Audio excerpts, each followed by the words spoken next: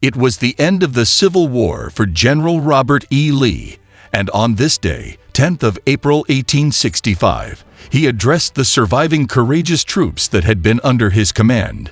So, with this being such an important day in American history, let's get into it.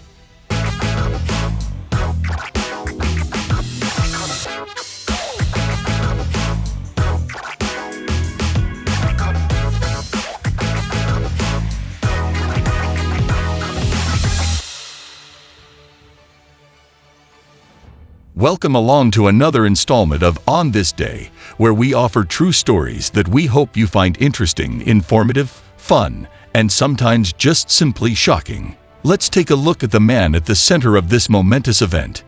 General Robert E. Lee, an indelible figure in American history, was born on January 19, 1807, at Stratford Hall Plantation in Westmoreland County, Virginia. Descended from a long line of distinguished military and political figures, Lee's upbringing instilled in him a deep sense of duty, honor, and service to his country.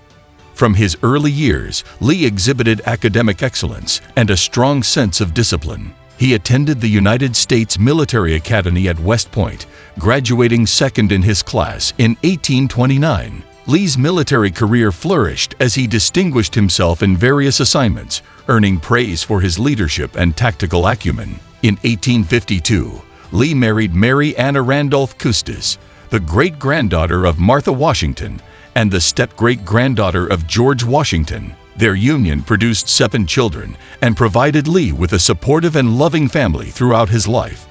The outbreak of the Civil War in 1861 presented Lee with a monumental decision: whether to remain loyal to his home state of Virginia or uphold his oath to the United States. Despite personal reservations about secession and opposition to slavery, Lee chose to resign his commission in the United States Army and cast his lot with the Confederate cause.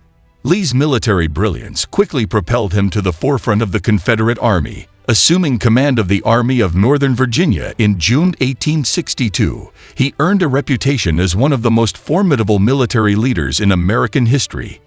Under Lee's command, the Army of Northern Virginia achieved several stunning victories against larger and better-equipped Union forces, including the First Battle of Bull Run, the 7 Days Battles, and the Battle of Fredericksburg. Lee's audacity and tactical ingenuity endeared him to his troops and struck fear into the hearts of his Union adversaries. However, Lee's fortunes would soon change as the war dragged on. The turning point came with the devastating defeat at the Battle of Gettysburg in July 1863, where Lee suffered heavy casualties and was forced to retreat back into Confederate territory.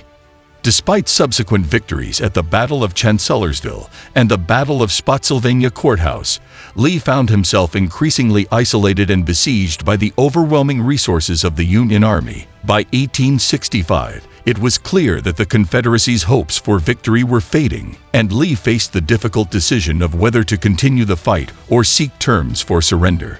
On April 9, 1865, Lee made the fateful decision to surrender to Union General Ulysses S. Grant at Appomattox Courthouse, effectively bringing an end to the Civil War and signaling the collapse of the Confederacy. In a gesture of magnanimity, Grant offered generous terms of surrender, allowing Lee's men to return home with their dignity and possessions intact.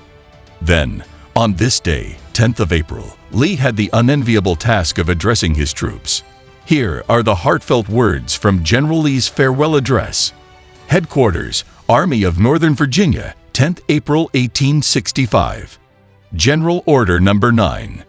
After 4 years of arduous service marked by unsurpassed courage and fortitude, the Army of Northern Virginia has been compelled to yield to overwhelming numbers and resources. I need not tell the survivors of so many hard-fought battles, who have remained steadfast to the last, that I have consented to the result from no distrust of them. But feeling that valor and devotion could accomplish nothing that could compensate for the loss that must have attended the continuance of the contest, I have determined to avoid the useless sacrifice of those whose past services have endeared them to their countrymen. By the terms of the agreement, officers and men can return to their homes and remain until exchanged. You will take with you the satisfaction that proceeds from the consciousness of duty faithfully performed, and I earnestly pray that a merciful God will extend to you His blessing and protection.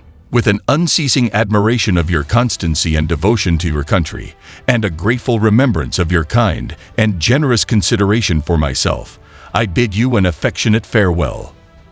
Following the surrender, Lee faced the daunting task of guiding the South through Reconstruction. So, on returning to civilian life, Lee accepted the presidency of Washington College, now Washington and Lee University, in Lexington, Virginia. Here, he dedicated himself to the education and upliftment of future generations, implementing reforms and fostering academic excellence. He modernized the curriculum and fostered a spirit of academic excellence that endures to this day. Despite the scars of war and personal tragedy, he worked tirelessly to transform the institution into a center of learning and enlightenment. General Robert E. Lee's post-war years were marked by personal tragedy and loss. He grappled with the deaths of loved ones, including his wife, Mary, who passed away in 1873, leaving Lee devastated and grief-stricken. Despite his own declining health and the burdens of age, Lee continued to lead by example, inspiring those around him with his unwavering strength and resilience. During this period, Lee also faced legal and financial challenges as he sought to rebuild his life in the wake of defeat. He navigated lawsuits and property disputes while managing his estate and providing for his family. Despite these obstacles, Lee remained steadfast in his commitment to honor and duty. Lee's legacy as a military leader and statesman continued to evolve in the years following the Civil War. He became a symbol of reconciliation as he urged fellow Southerners to accept defeat graciously and work towards healing the wounds of war. Lee advocated for national unity and sought to bridge the divide between North and South, emphasizing the importance of moving forward together as a united nation. In the years following his death on October 12, 1870, Lee's legacy endured as a symbol of the South's struggle and resilience in the face of adversity. His memory was enshrined in countless monuments and memorials, reflecting his enduring influence on American history. Nevertheless, Lee's legacy endures as a reminder of the complexities of history and the enduring struggle for freedom and justice. His life serves as a testament to the power of leadership, honor, and sacrifice, inspiring generations to confront the challenges of their own time with courage and conviction.